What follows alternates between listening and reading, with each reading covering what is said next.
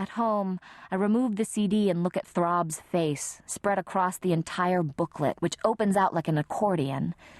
I scotch tape it to the wall after taking down the picture of me and my mother posing in front of the Lincoln Memorial in Washington, D.C.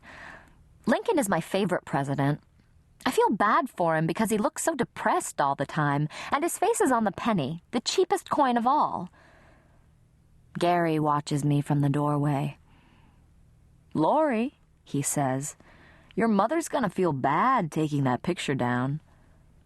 "I'll put it up someplace else," I tell him, stepping back to look at Throb there on my wall with the hole in his mouth. Gary's not like some of the others my mother brings home. He's been with us for like 6 months. He doesn't use bad language and he works steady, the night shift at Murdoch's Tool and Die. He drinks too much sometimes, which makes him fall asleep all over the place, which is a nice change from Dexter, who got mean and nasty when he drank and hit my mother once in a while. Gary looks at me as I look at Throb's picture. I can feel him looking at me, something he's been doing lately. He also rubs close to me when he meets me in the hallway on the way to the bathroom. It's nice to have him look at me like that, but I don't want to do anything to hurt my mother, even though she is a pain in the ass sometimes. She has enough problems. She was always a beauty, but lately she seems to be fading right before my eyes. I see the grooves in her face where her makeup cakes, and the eye drops don't always obliterate the red anymore. She's also beginning to sag. I caught sight of her getting out of the shower one night and was surprised to see her drooping. She was always proud of her figure and says that was her best gift to me, a good figure. Although we both have to worry about gaining weight, and I'm sometimes embarrassed by how big I am on top. Gary comes and stands beside me in front of the picture. We are alone in the house, my mother at work for the lunchtime rush at Timpson's. It's hot, early June, and heat seems to be radiating out of him, his arm pressing against my arm and the perspiration like gluing us together. I hear his sharp intake of breath, or maybe it's my own. Suddenly his arm is around me and he's caressing me on top, and I lean against him. His aftershave lotion is sharp and spicy in my nostrils, and his hand feels good, tender. And I want him to continue, but I pull away from him, thinking of my mother. He removes his hand and says, "Sorry," stammering a bit.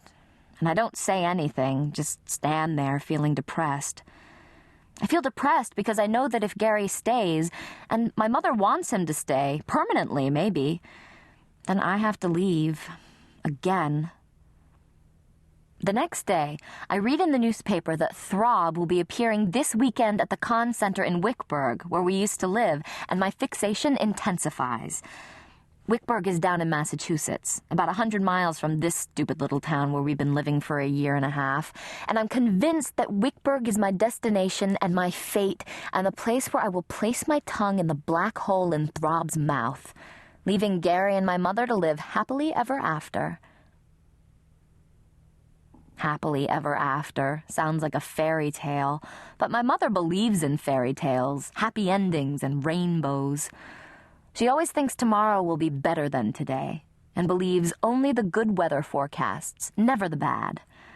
She drives me crazy repeating stuff, like if you get handed a lemon, make lemonade, or it's always darkest just before the dawn.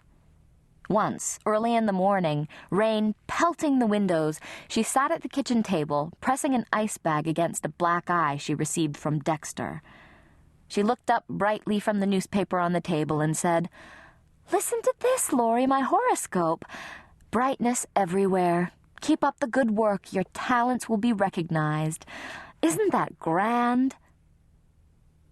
The ice bag slipped down a bit, and I saw the bruise, ugly and purple, near her eye. "What's the matter?" she asked. "You look as if you're going to cry." "I think I'm coming down with a cold," I said. But I wasn't coming down with a cold. My mother is a waitress. A professional, proud of it. Always shows up on time, whether she has a hangover.